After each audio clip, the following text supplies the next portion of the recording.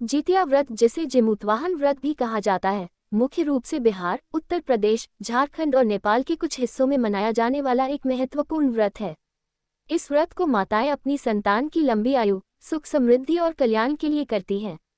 जितिया व्रत का आयोजन अश्विन माह के कृष्ण पक्ष की सप्तमी, अष्टमी और नवमी तिथि को किया जाता है।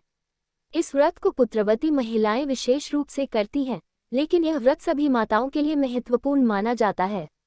इस व्रत के पीछे जो पौराणिक कथा है, वह राजा जिमूतवाहन के महान त्याग और करुणा से जुड़ी हुई है।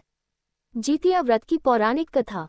प्राचीन काल में एक वीर और धर्मात्मा राजा जिमूतवाहन हुए। वह गंधर्व राजवंश के थे, लेकिन उनमें राजसी वैभव और सुख की लालसा नहीं थी। वे परोपकारी, दयालु और त्याग की मूर्ति थे।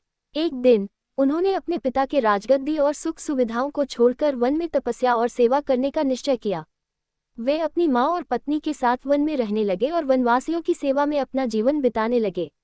एक दिन जिमूतवाहन जंगल में भ्रमण कर रहे थे, तभी उन्होंने देखा कि एक वृद्ध महिला अत्यधिक दुखी होकर रो रही थी।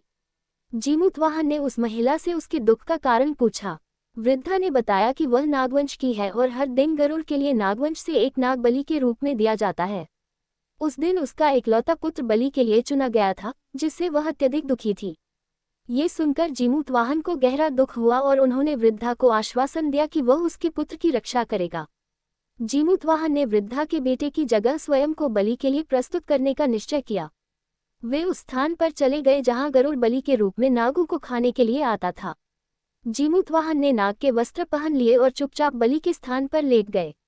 जब गरुड़ आया तो उसने बिना कोई संदेह किए जिमूतवाहन को अपने पंजों में पकड़ लिया और आकाश में उड़ गया। गरुड़ ने जब जिमूतवाहन को पकड़ा तो जिमूतवाहन ने कोई विरोध नहीं किया और शांत रहे। गरुड़ को ये देखकर आश्चर्य हुआ कि आज का नाग बिना किसी विरोध के अपनी मृत्यु को स्वीकार कर रहा है। गरुड़ ने जिमूतवाहन से पूछा कि वह कौन है और क्यों वह मृत्यु को इतनी सहजता से स्वीकार कर रहा है।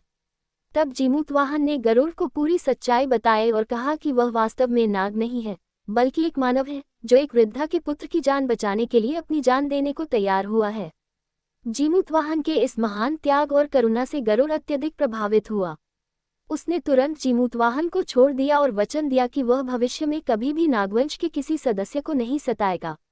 इस प्रकार जिमूतवाहन ने अपने त्याग और परोपकार से न केवल वृद्धा के पुत्र को बचाया, बल्कि संपूर्ण नागवंश को भी गरुड़ के आतंक से मुक्त किया।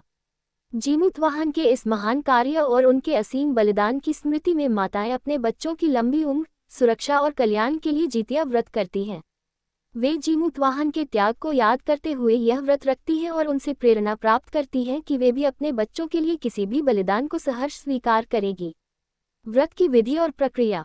जितिया व्रत 3 दिनों तक चलता है। इसका आरंभ सप्तमी तिथि को नहाय खाए के साथ होता है। इस दिन व्रती स्त्रियां स्नान कर शुद्ध हो जाती हैं और सात्विक भोजन ग्रहण करती हैं। इस भोजन में विशेष रूप से चने की दाल, झींगी, तोरी और चावल खाया जाता है।